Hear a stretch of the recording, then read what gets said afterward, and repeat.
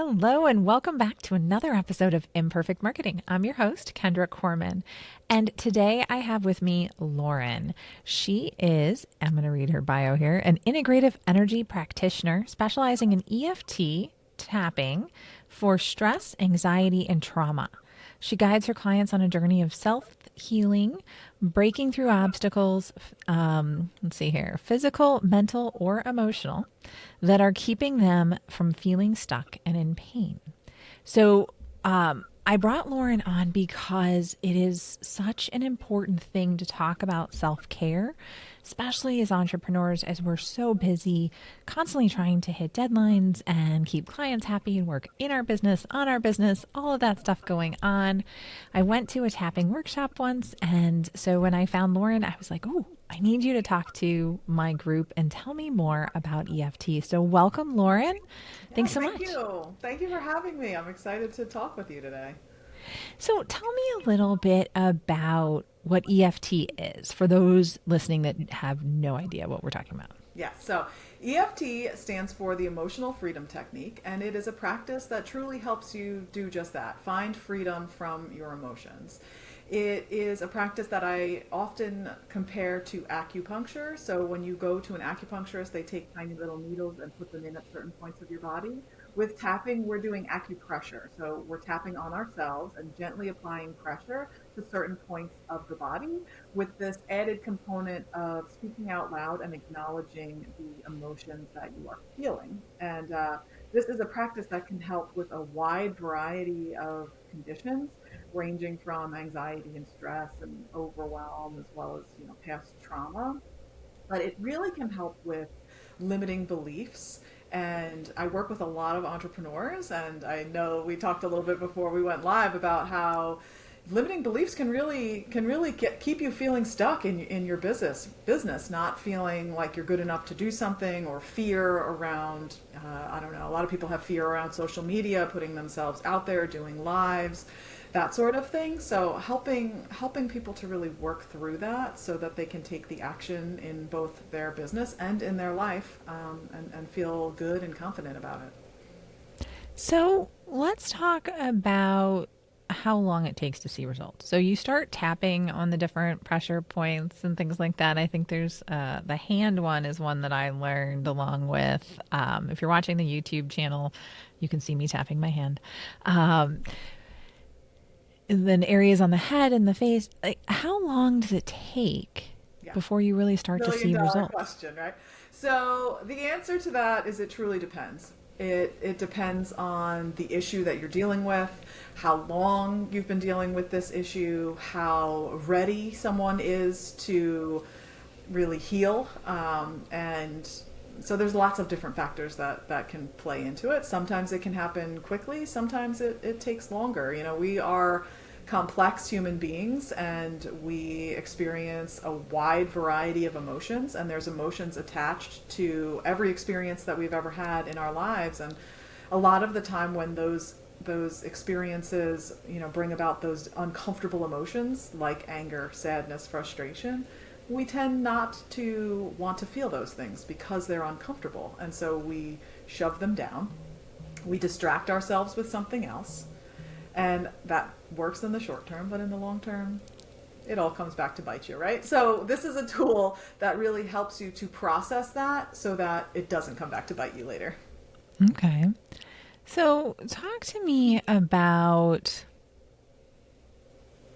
so all right, I don't know how to say this in like a really nice way, so I'm going to try. Okay. So tell me, so a lot of people I run into think a lot of this stuff is like foo-foo-y. Mm-hmm. Hocus pocus, I get it. Yeah, okay. So why isn't this Yeah. hocus pocus? So there's a lot of science to back it up. I will say that when I was first introduced to this, I was super skeptical. I was like, okay, so what you're telling me is that I'm going to tap on myself and I'm not going to feel as anxious, or it's going to reduce my physical pain or my emotional pain. Like, that seems, yeah, it seems like a very out there idea, right? So I get that. If you're listening to this and you're like, yeah, okay, or, right, I get you. I was there. However, when I experienced it for the first time, and I experienced a shift in how I was feeling, I was like, okay, I still don't understand why this is happening, but it is making me feel better. And that was the catalyst for me to continue to study it and to learn more about it. And I wanted to know why, right? And so a little bit of what's happening in our brains when we're tapping on these points and acknowledging how we're feeling is that it has been shown that tapping on these points helps to reduce the amount of cortisol in the body. Cortisol is the stress hormone.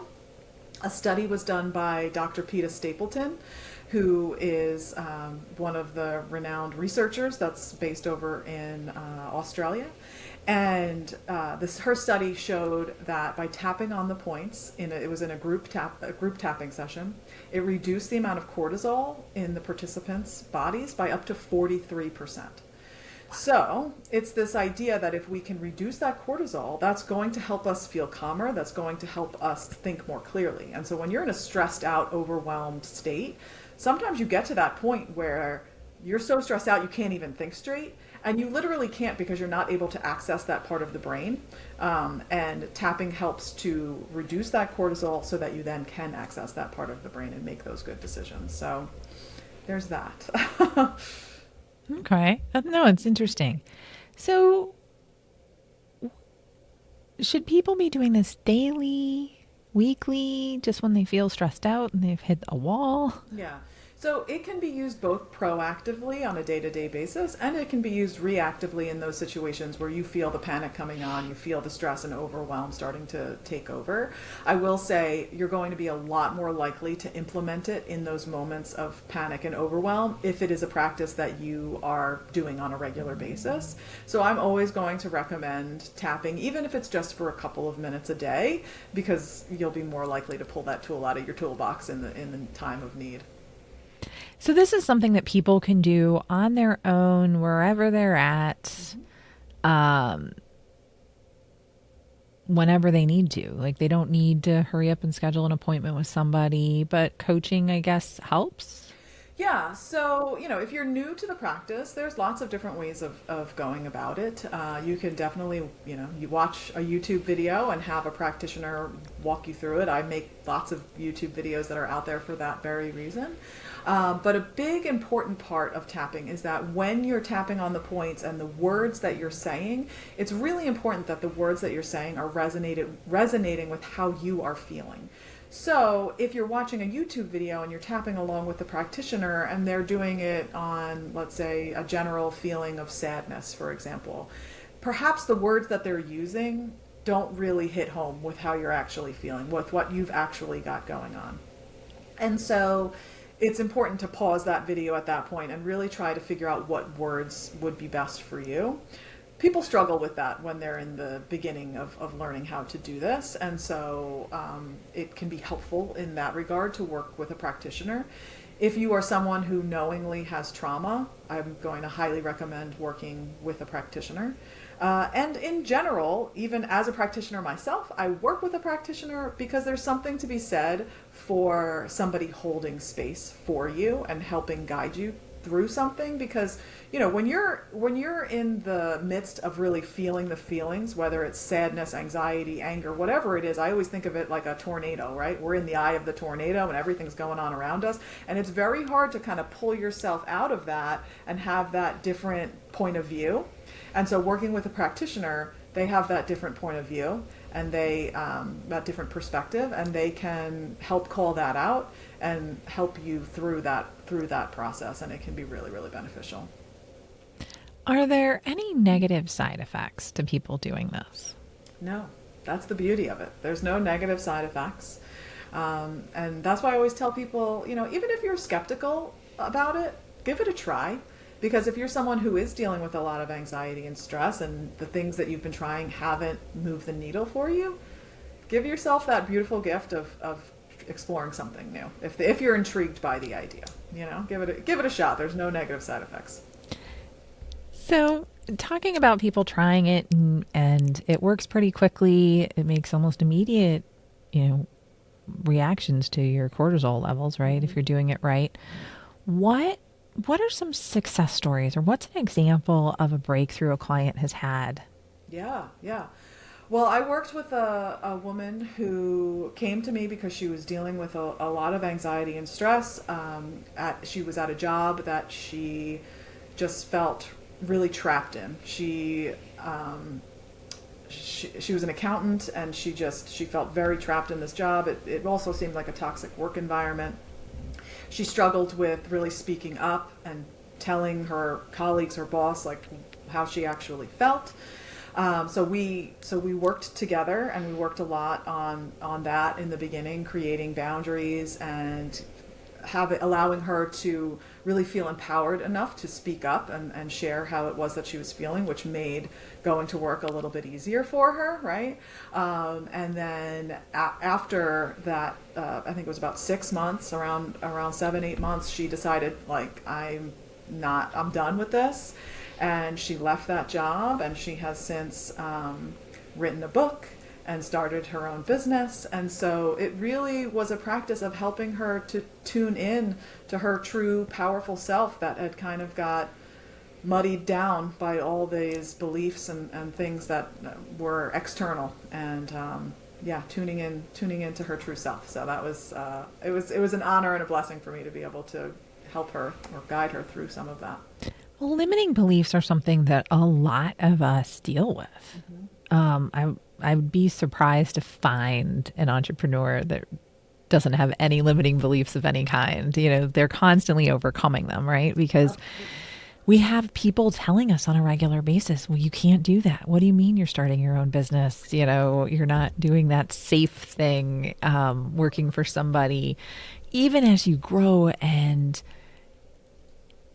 build your business, now you've got other people's livelihoods that you're taking care of. And if something happens to your business, that's going to negatively affect them. And it just goes on and on and on. Yeah.